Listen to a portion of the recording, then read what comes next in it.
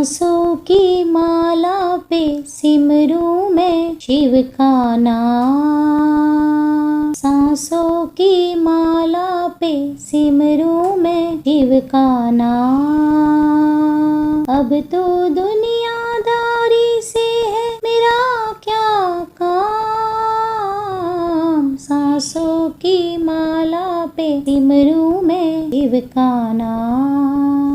शिव के रंग में ऐसी डूबी बन गया एक हीरो। शिव की माला जपते जपते हो गई सुबह हो शाम। सांसों की माला पे सिमरूं मैं शिव का नाम। सोमवार की हार्दिक शुभकामनाएं। भगवान भोलेनाथ की कृपा आप और आपके परिवार पर सदा के लिए बनी रहे। आज की इस वीडियो में आप सुनेंगे सावन सोमवार व्रत कथा, शिव चालीसा का पाठ और भगवान शिव की आरती। कथा को आरंभ करने से पहले आप सभी से मेरा अनुरोध है, जिन भी लोगों ने मेरे चैनल को अभी तक सब्सक्राइब नहीं किया हो वह चैनल को सब्सक्राइब कर लीजिए और यदि मेरी वीडियो आपको पसंद आती है तो वीडियो को लाइक कीजिए। अब सुनिए सावन सोमवार व्रत कथा। कथा को पूर्ण रूप से श्रवण कीजिए। बोलिए विघ्न कर्ता भगवान गणेश की जय, बोलिए शंकर की जय। आइए अब कथा का श्रवण करते हैं। पौराणिक कथा के अनुसार किसी नगर में एक साहूकार रहा करता था। उसके घर में धन धान्य की कोई कमी ना थी, किंतु उसके कोई संतान नहीं थी, जिस कारण वह बड़ा ही दुखी रहा करता था। वह भगवान शिव का बड़ा ही सच्चा भक्त था। वह पुत्र प्राप्ति के लिए भगवान की रोज पूजा किया करता था।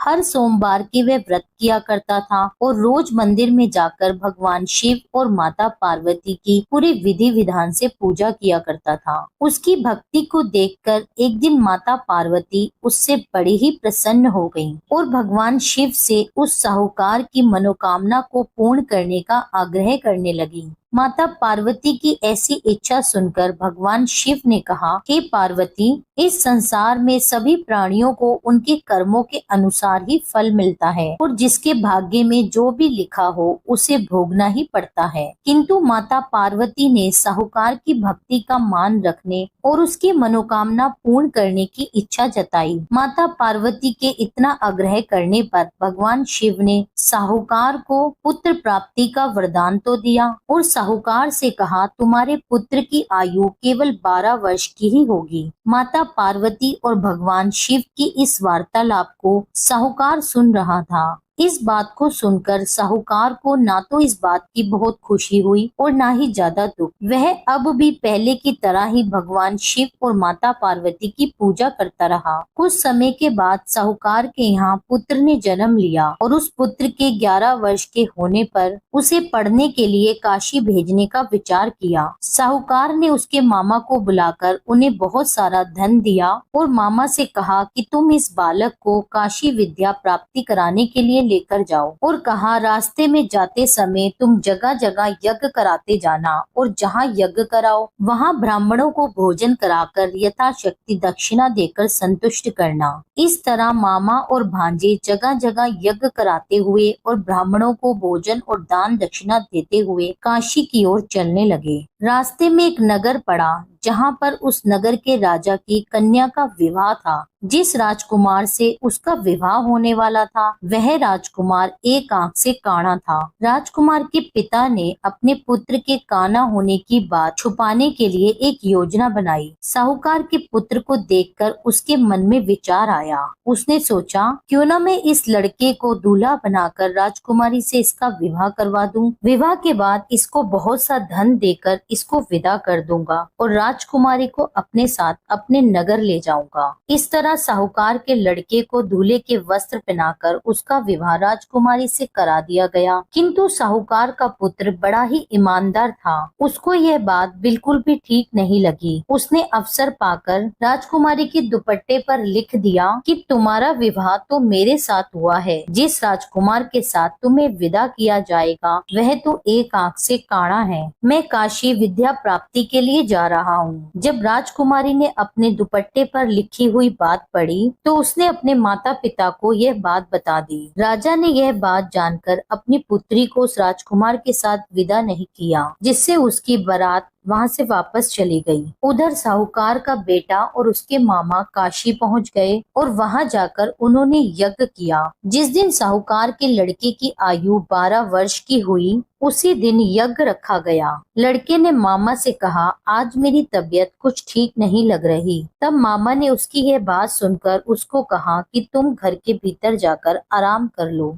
भगवान शिव के वरदान अनुसार कुछ ही क्षणों में उस बालक के प्राण निकल गए। अपने मृत भांजे को देखकर मामा ने विलाप करना शुरू कर दिया। संयोगवश माता पार्वती और भगवान शिव वहीं से जा रहे थे। माता पार्वती ने भगवान शिव से कहा कि किसी के रोने का स्वर सुनाई दे रहा है, मुझे यह स्वर सहन नहीं हो रहा, आप चल कर के इस व्यक्ति के कष्टों को दूर करिए। जब भगवान शिव उस मृत बालक के समीप पहुँचे तो कहने लगे, देवी ये तो उसी साहूकार का पुत्र है जिसके पुत्र को मैंने केवल 12 वर्ष की आयु का ही वरदान दिया था। अब इसकी आयु पूरी हो चुकी है। यह सुनकर माता पार्वती के मन में ममता जाग उठी। माता पार्वती भगवान शिव से कहने लगी, हे देव, आप इसको जीवित कर दीजिए, इसे और आयु प्राप्त कीजिए, नहीं तो इसके वियोग में इसके माता पिता भी तड़प तड़प के अपने प्राण दे देंगे। माता पार्वती के बार बार ऐसा कहने पर भगवान शिव ने साहूकार के लड़के को जीवन दान दे दिया। भगवान शिव की कृपा से वह लड़का जीवित हो गया। अब शिक्षा की समाप्ति के बाद मामा और भांजे अपने नगर की ओर चल दिए। दोनों चलते चलते उसी नगर में जा पहुँचे जहाँ पर उसका विवाह हुआ था। उस नगर में भी उन्होंने यज्ञ का आयोजन किया। वहाँ पर उस लड़के के ससुर ने उसको पहचान लिया और महल में ले जाकर दोनों मामा भांजे का खूब स्वागत किया और खूब सारी धन दौलत देकर उसे अपनी पुत्री के साथ विदा कर दिया। दूसरी तरफ साहूकार और उसकी पत्नी भूखे प्यासे रहकर अपने पुत्र के आने की प्रतीक्षा कर रहे थे। उन्होंने निश्चय कर रखा था, यदि उनके पुत्र की मृत्यु का समाचार उन्हें प्राप्त हुआ तो वह भी उसी के साथ अपने प्राण त्याग देंगे। परंतु अपने पुत्र के जीवित होने का समाचार पाकर वे बहुत ही प्रसन्न हुए। उसी रात्रि भगवान शिव ने साहूकार के स्वप्न में आकर कहा, हे श्रेष्ठी, मैंने तेरे सोमवार व्रत करने और व्रत कथा सुनने से प्रसन्न होकर तेरे पुत्र को लंबी आयु प्रदान की है। इसी प्रकार जो भी व्यक्ति सच्चे मन से सोमवार के व्रत करता है और कथा को सुनता है या कहता है, उसके सभी दुख भगवान भोलेनाथ दूर करते हैं और उसकी सारी मनोकामनाएं पूर्ण करते हैं। यही कथा संपूर्ण होती है। प्रेम से बोलिए भगवान भोलेनाथ की जय, माता पार्वती की जय।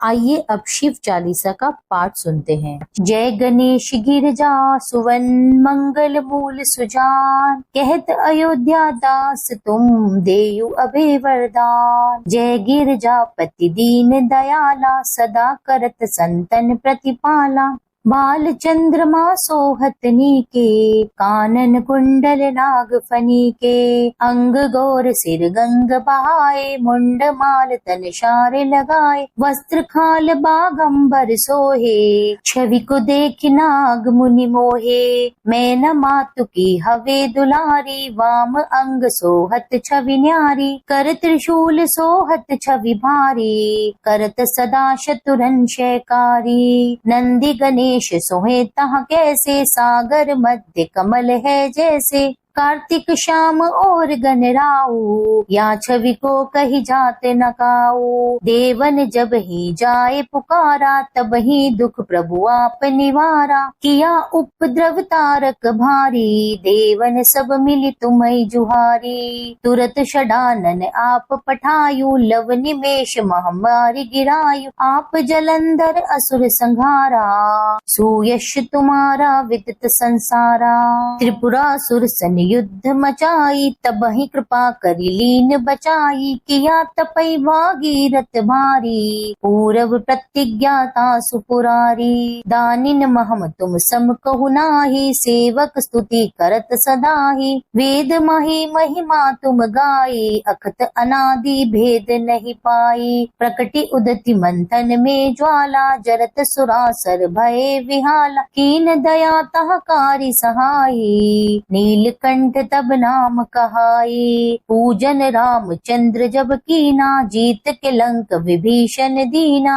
सहस्त्र कमल में हो रहे धारी, कीन परीक्षा तबहि पुरारी। एक कमल प्रभु रखयु जोई, कमल नयन पूजन चाह सोई। कठिन भक्ति देखी प्रभु शंकर, भये प्रसन्न ये इच्छित वर। जय जय जय अनंत अविनाशी, करत कृपा सबके घटवासी। दुष्ट सकल नित मोहि सतावे, भ्रमत रहो मोहि चैन नावे।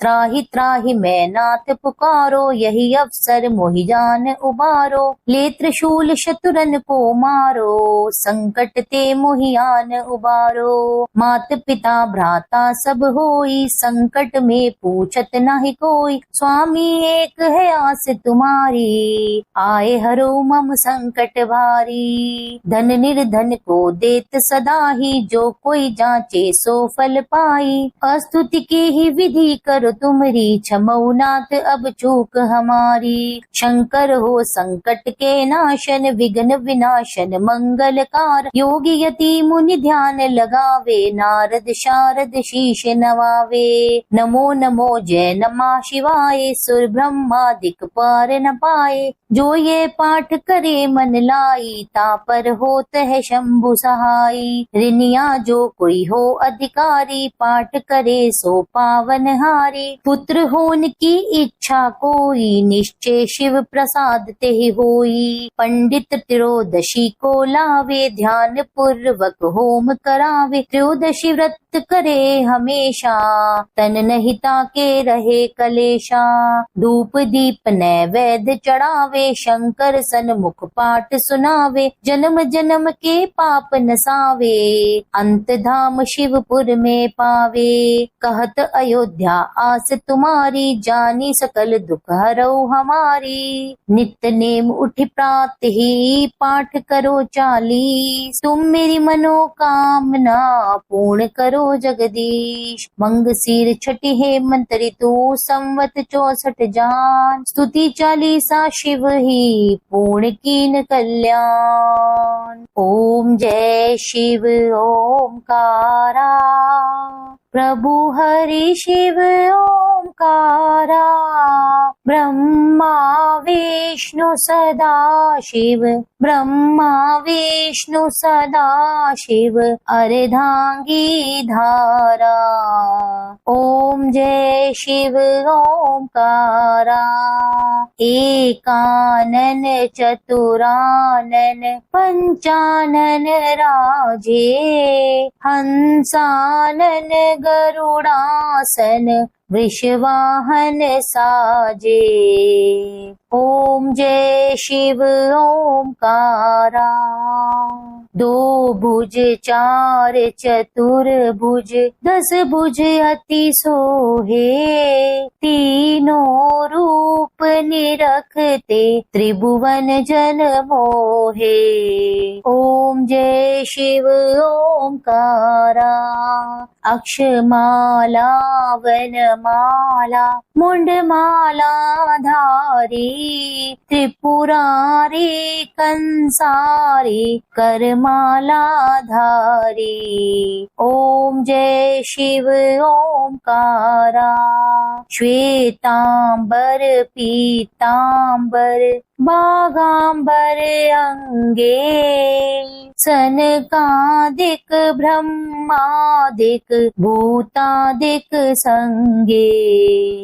ओम जय शिव ओमकारा। कर के मध्य कमंडल, चक्र त्रिशूल धारी। सुखकारी दुखहारी, जग पालनकारी। ओम जय शिव ओमकारा। ब्रह्मा विष्णु सदा शिव, जानत अविवेका। प्रणवाक्षर में शोभित, प्रणवाक्षर में शोभित ये तीनों एका। ओम जय शिव ओमकारा। त्रिभुवन स्वामी जी की आरती जो कोई नर गावे, प्रभु प्रेम सहित गावे। कहत शिवानंद स्वामी सुख संपत्ति पावे। ओम जय शिव ओमकारा। प्रभु हरि शिव ओमकारा। ब्रह्मा विष्णु सदा शिव अर्धांगी धारा। ओम जय शिव ओमकारा।